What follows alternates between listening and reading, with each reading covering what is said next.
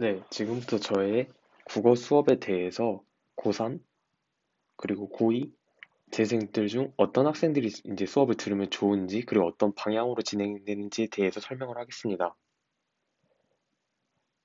경력으로 봤을 때는 되게 많은 학생들을 가르치고 있고 그다음 가르쳤었습니다. 따라서 현재는 개인 과외가 조금 어려운 상황은 맞으며 상황에 봐서 시간을 맞춰서 협의로 진행을 하겠습니다. 저의 개인적인 이제 프로필에 대해서 말씀을 드리면 저는 서울대학교 정시전형으로 현역으로 해가지고 20학번으로 입학을 하였습니다. 수시를 한 장도 쓰지 않았으며 정시에 올인을 해가지고 1년 만에 3등급대에서 서울대에 현역 정시로 입학하였습니다. 현재는 서울대학교 국어국문과 국어교육을 부전공 중이며 강남대성 모의고사에 독서랑 문학을 실제 지문을 쓰는 영역에서 출제 중에 있습니다. 또한 학원 강사를 준비 중에 있으며 자체 교재로 수업 그리고 부교재를 제공하고 있습니다. 수업 방식에 대해서 설명을 드리면 개념 수업이 긴 편이 아닙니다. 첫 수업 때 이제 국어에 대한 접근법과 어떤 과목에 대한 이해를 중심으로 국어 영역을 대해야 되는 모든 태도에 대해서 설명을 드리고 방식론적인 방법에서도 전부 다 설명이 끝납니다. 하지만 이렇게 설명을 듣고 나서 바로 적용할 수 없겠죠. 그래서 그 이후에는 전부 기출문제 풀이와 접근법을 실제로 적용했을 때 이제 어떻게 되는지 자체 교재를 통해서 학습을 진행한다라고 생각하시면 됩니다. 수업에 어떻게 메인이 되는 부분은 문학 같은 경우에 이제 2017년부터 2022학년도의 기출을 중심으로 독서 또한 2020학년도 이후의 기출을 중심으로 나간다라고 생각을 하시면 되고 수준에 따라서 알맞는 변형된 교재를 사용한다라고 생각하시면 됩니다. 대면 수업의 경우에는 스터디룸에서 칠판 수업을 기본으로 진행합니다. 국어에 대해서 항상 많이 이야기를 들을 수 있는 부분이 크게 세 가지가 있는데요. 첫 번째로는 국어 시간이 항상 부족해서 한 지문 정도 날리게 됩니다. 어떻게 해야 될까요? 두 번째로는 독서 문제를 많이 틀리는 것 같습니다. 어떻게 하면 좋을까요? 세 번째로는 국어는 매번 점수가 다르게 나와요. 컨디션과 감을 타는 과목 아닌가요? 이렇게 세 개가 있습니다.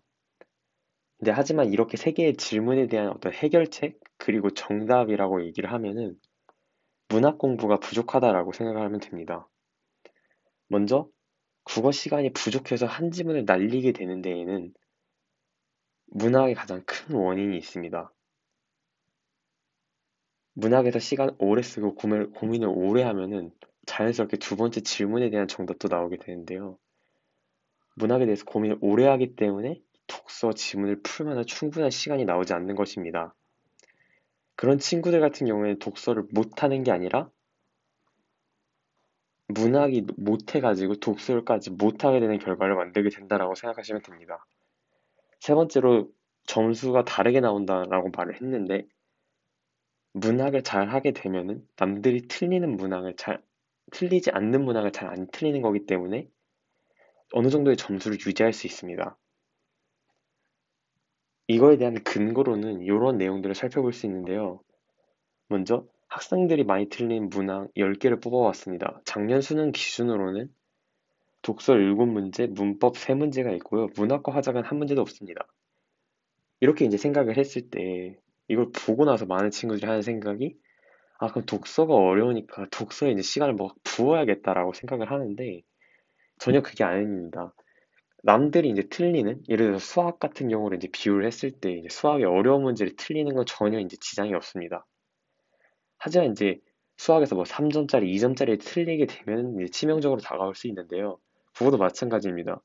남들이 안 틀리는 문항에 대해서 틀리면 굉장히 치명적인 결과를 만들 수 있습니다.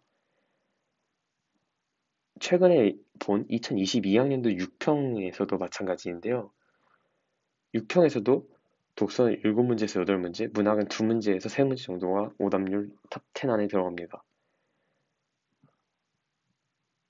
우리 시험 구조 자체가 이게 상대평가이기 때문에 남들이 안 틀리는 걸 틀리면 무조건 나는 손해를 보는 구조라서 일단 짧은 시간 내에 빠르게 문학을 극복하고 그 뒤에 독서에 투자하는 것이 가장 합리적인 학습법이라고 얘기할 수 있겠습니다. 또 이제 다른 이야기를 해볼 수 있는데요. 국어는 이제 문제 하나하나 지문을 푸는 영역이 아닙니다. 여러 가지 뭐 선택, 그 다음에 문학, 독서의 영역을 한 번에 응시하는 형태라고 볼 수 있겠죠. 그래서 이 80분에 대한 시간 관리 능력도 굉장히 중요한데요. 전략으로는 선택 과목 15분 이하, 15분으로 잡은 이유는 15분 동안 풀라는 얘기가 아니라 15분이 최대라는 이야기입니다. 25분 동안의 문학, 그 다음 40분 동안의 독서의 방향으로 합니다. 여기서 가장 핵심적인 부분은 25분의 문학이라고 이야기할 수 있는데요. 일반적인 친구들이 이제 문제를 풀면은 35분 가까이 걸리는 경우가 굉장히 많습니다. 그렇게 된다면 당연히 독서를 30분 안에 세 지문에서 네 지문을 정확히 풀어낼 수가 없는 결과가 나오게 되겠죠. 그래서 모티브는 약간 다음과 같습니다. 국어를 잘 보기 위해서 첫 번째로 이제 각 영역에 대한 실력과 감, 그리고 그거에 대한 접근 방식을 중심으로 학습을 하고, 두 번째로 80분이라는 시간을 효율적으로 써가지고 이 80분이라는 시간을 최대한 안정적으로 쓸 수 있게 이걸 바탕으로 이제 안정적인 점수를 유지할 수 있는 방향으로 최대한 진행이 되고요. 그리고 국어 시험장에서 어떤 변수를 생각하고 고려한 능력, 그러니까 수능 시험장에서 뭐 앞에 친구가 다리를 떤다든지 아니면 뭐 시계가 불편하다든지 등등 여러 가지 벌어질 수 있는 상황에 대한 생각과 그다음 이에 대한 대비책, 결국 그래서 수능을 잘 볼 수 있게 만들 수 있는 어떤 경험 그리고 생각들을 할 수 있는 방향, 그 세 가지를 메꾸는 방향으로 진행이 됩니다. 이제 마지막으로 이제 2022학년도 6월 모평 이후의 학습 전략에 대해서 얘기해 볼 수 있는데요. 먼저 EBS는 51%가 연계되었다라고 이야기를 하지만 현행 지금 문학 작품 중에서 4개가 연계가 되었습니다. 이는 70% 직간접 연계에 대한 거의 유사하고 다름이 없는 양상이라고 볼 수 있는데 이렇게 되면 EBS에 대해서 어느 정도 학습이 필요합니다. 일단 과외 수업에서는 구체적으로 EBS 작품에 대해 학습하는 게 아니라 EBS를 어떻게 접근하면 좋은지, 그 다음에 어떤 방식으로 이제 문제를 풀면서 이걸 메꿔 나갈 것인지에 대해 이야기를 할 겁니다. 뭐 이미 느껴본 친구들도 있겠지만 백날 수능 특강 읽고 그 다음에 뭐 문학 자습서, 뭐 문학 뭐 참고서 이런 거 푼다 해서 본다고 해서 절대로 기억에 남는 구조가 아니기 때문에 이 분야별로 좀 명확한 학습 방법이 좀 필요하다고 볼 수 있습니다. 두 번째로 이제 독서 내지문이 나왔는데 이에 대한 원인은 크게 두 가지로 생각할 수 있습니다. 첫 번째로 의도해서 냈다, 두 번째로는 의도하지 않았다라는 이야기를 할 수 있는데 만약 의도해서 내지문을 낸 경우라면 가장 큰 이유로는 현행의 이제 시험에서 총 17문제를 세 지문에 내야 되는데 그렇다면 지문당 문항수가 5, 6, 6 구조가 되어야 됩니다. 실제로 출제해 보시면 뭐 아실 수도 있겠지만 굉장히 그렇게 내기가 까다롭습니다. 왜냐하면 지문의 길이를 늘리면 옛날에 2019년도 수능 때처럼 과한 컴플레인이 많이 들어올 수 있기 때문에 그런 건 꽤 위험 부담이 있습니다. 그럼 어떻게 해야 될까요? 라고 이야기를 했을 때 그냥 차라리 이런 부담감을 버리고 지문 하나 버리자 해가지고 지문 하나 더 쪼개어낸 겁니다. 문제를 빼가지고. 그래서 올해 1번부터 3번까지 문항이 어떤 교과서적 태도에 대한 문항이 나왔죠. 이건 뭐 누가 함부로 예측할 수 있었던 부분은 아니었다라고 생각을 합니다. 이렇게 나왔을 때 이후 이제 9월 모의고사랑 통해서 이제 좀 봐야 되는 부분은 첫 번째로 이런 식으로 교과서에 대한 중심적인 내용들을 좀 더 심어주고 강조를 할 것인지 그렇게 된다면은 아무래도 교과서적인 내용에 대한 학습이 어느 정도 필요하겠죠. 두 번째로는 이게 하나의 독서 지문으로 성장하면 그냥 독서 내지문 체제, 옛날 2016년도 이전 기준으로 다시 돌아간다라고 생각을 하시면 됩니다. 그렇게 되면 비문학에 대한 부담감이 조금 더 증가할 수 있다라고 생각해야 되고요. 그 다음에 두 번째 케이스, 이게 의도하지 않은 거였다면 다시 이제 새 지문 형태로 예비 시행처럼 돌아갈 수 있는데요. 이 이렇게 된 이유 중 뭐 하나라고 이제 예상을 해보면 막판에서 이제 오류가 결정적으로 발생돼서 지문 하나를 뭔가 떼웠어야 됐는데 그 뭔가 문항을 만들 시간 자체는 조금 애매했고 과거에 출제되었던 되게 옛날에 출제되었던 문항을 하나 예비적으로 가지고 있던 걸 가져와서 현재 이 내지문 형태로 구성했을 수도 있습니다. 이거에 대해서는 9월 모의고사에 어떤 경향성을 포함해야 될 거고요.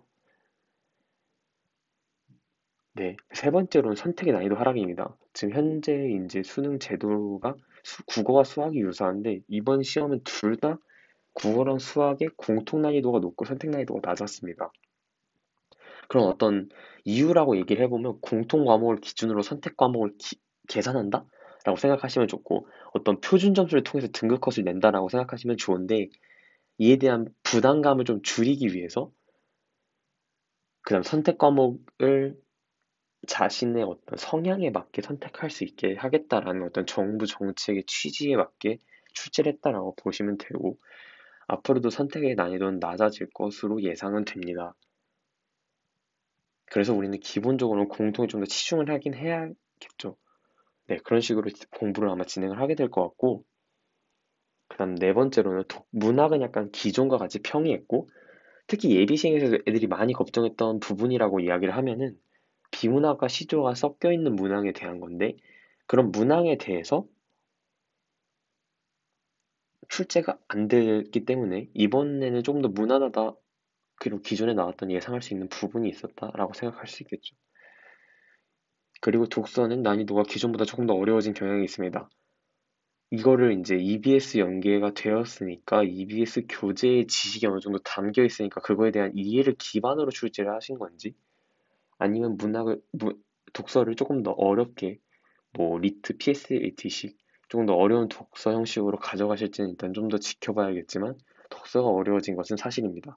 하지만 그럼에도 변하지 않는 사실은 여러분들이 3등급, 4등급이라면 독서가 문제가 아니라 문학이 문제라고 생각하시면 됩니다. 감사합니다.